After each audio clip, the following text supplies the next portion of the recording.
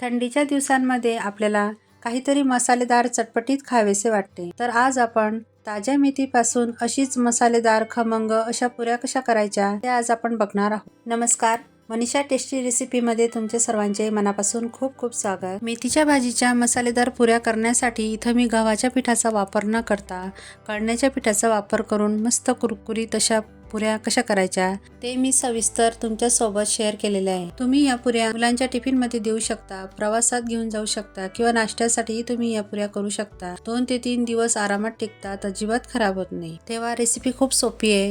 Recipe आवडली तर एक लाईक आणि सबस्क्राईब नक्की करा. चला तर मग रेसिपीला सुरुवात करूया. आता सुरुवातीला पुऱ्या करण्यासाठी इथं मी एक मोठं ताट घेतलेलं आहे आणि त्यामध्ये आता मी कळण्याचं पीठ टाकून घेणार आहे. तर इथं मी साधारण 2 कप कळण्याचं पीठ घेतलेलं आहे. तर हे पीठ घेताना थोडं बारीकच घ्यायचं. जर जाडसर पीठ असेल तर ते चाळणीने गाळून घ्यायचं. नंतर यामध्ये 1 चमचा बेसन पीठ घेतलेलं आहे मी. नंतर 1 चमचा पांढरे तीळ घेतलेले आहे. चवीनुसार मीठ टाकून घ्यायचं आहे. नंतर 1 चमचा हळद पावडर घेतलेली आहे आणि पाव चमचा हिंग घेतलेला आहे. आता हे व्यवस्थित मिक्स करून घ्यायचं आहे. तुम्ही यामध्ये लाल तिखटही टाकून घेऊ शकता. लाल तिखट जर टाकत असाल तर अर्धा चमचा टाकून घ्यायचं आहे. नंतर यामध्ये मी 1 पडी तेल टाकून घेते. तेल मी इथं गरम वगैरे काही केलेलं नाहीये, नॉर्मल आपलं थंडच तेल टाकून घेतलेलं आहे. आता हे तेल व्यवस्थित पिठामध्ये मिक्स करून घ्यायचं आहे. व्यवस्थित चोडून ते पिठामध्ये लावून घ्यायचं आहे, म्हणजे तेल सगळीकडे पिठामध्ये मिक्स झालं पाहिजे. नंतर यामध्ये बारीक चिरून घेतलेली कोथिंबीर टाकून घ्यायची आहे. आता इथं मेथीची भाजी मी बारीक चिरून पाऊण कप घेतलेली आहे. इथं आपल्याला मेथीच्या भाजीचा फक्त पालाच घ्यायचा आहे, काळ्या वगैरे घ्यायच्या नाही. तिला आधी पाण्याने स्वच्छ धुवून घ्यायची आणि नंतरच बारीक चिरून घ्यायची. आता पुऱ्यांसाठी आपण मसाला तयार करून घेणार आहोत. तर त्यासाठी इथं मी मिक्सरचं जार घेतलेला आहे आणि त्यामध्ये 1 चमचा जिरे, अर्धा चमचा ओवा आणि 1 चमचा धना पावडर घेतलेली आहे. इथं अख्खे धने पण असतील तरी चालेल. आता हे मसाले आपल्याला पाणी न टाकता मिक्सरमधनं फिरवून घ्यायचे. तर इथं बघा, मी हे जिन्नस मिक्सरमधनं बारीक करून घेतलेले आहे.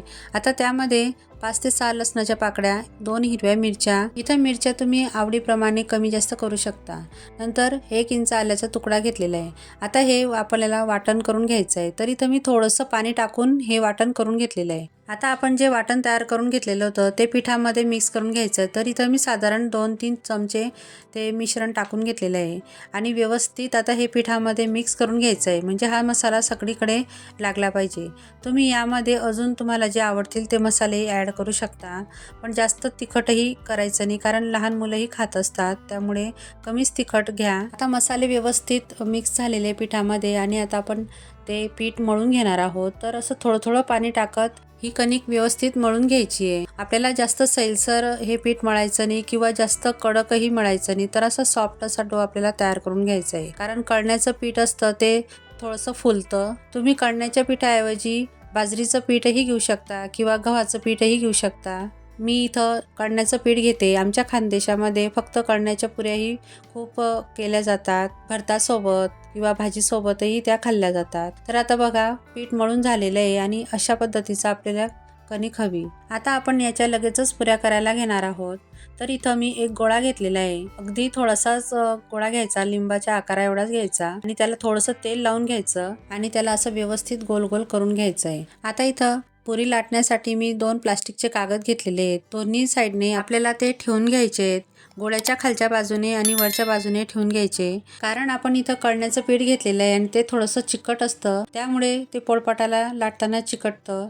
त्यासाठी असे कागद घ्यायचे, म्हणजे पुऱ्या छान लाटल्या जातात. त्या पुरी लाटताना हलक्या हाताने हळूवार लाटायची. जशी लाटली जाईल त्या पद्धतीने लाटून घ्यायची, कारण आपल्याला तिला एखाद्या वाटीने किंवा ग्लासच्या मापाने कट करून घ्यायची आहे. तर हे बघा, इथं मी थोडीशी जाडसरच पुरी लाटून घेतलेली आहे आणि तिला अशी मोठी घरातील एखादी वाटी असेल त्याच्यानेच कट करून घ्यायचं आणि दिसायलाही त्या खूप छान दिसतात आणि एकसारख्या अशा दिसतात. आणि असं जे साईडच्या कडा असतात त्या काढून घ्यायच्या. आता मी तुम्हाला पुरी लाटलेली दाखवते. तर हे बघा, मध्यम मध्ये थोडीशी जाडसरच ही पुरी ठेवायची, म्हणजे छान पुरी फुगते. आता मी याच पद्धतीने दुसरी पुरी तुम्हाला लाटून दाखवते. तर असा गोळा घ्यायचा, नंतर त्याला थोडंसं तेल लावून त्याला परत व्यवस्थित गोल गोल करून घ्यायचा.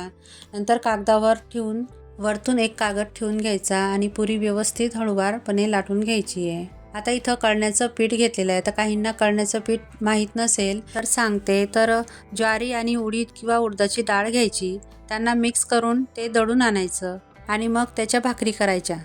खूप छान लागतात. थंडीच्या दिवसांमध्ये तर त्या खाण्यासाठी खूप पौष्टिक असतात.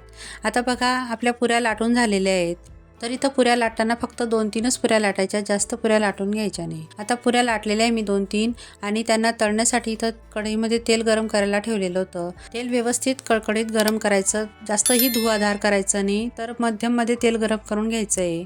आणि तेलामध्ये पुरी अलगद सोडून घ्यायची आणि झाऱ्याने वरच्या बाजूने असं तेल वरतून सोडायचं, म्हणजे ती वरच्या दिशेला चांगली फुगली जाते. नंतर आपल्याला तिला दोन्ही बाजूने 1 ते 2 मिनटं अशीच मस्त खरपूस तळून घ्यायची आहे. तुम्ही बघू शकता पुरी किती छान मस्त खरपूस अशी तळली गेलेली आहे.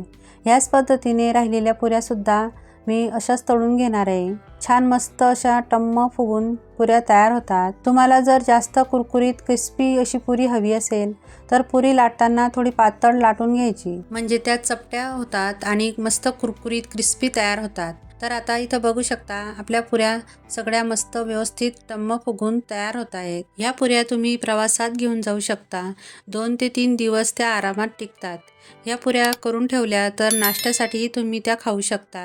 2 पाहुणे घरी आल्यानंतर तुम्ही त्यांना देऊ शकता. मुलांच्या टिफिनसाठीही द्यायला फार उत्तम असा पर्याय आहे. ह्या खाण्यासाठी खूप पौष्टिक अशा असतात आणि थंडीमध्ये दुधाचे पदार्थ खायला खूप चांगले असतात. तेव्हा तुम्ही एक वेळा मी सांगितलेल्या पद्धतीने नक्की ट्राय करून बघा आणि जर याच पद्धतीने पुऱ्या करत असाल तर मला कमेंट करून नक्की सांगा. तर इथं आपण मेथी घेतलेली आहे.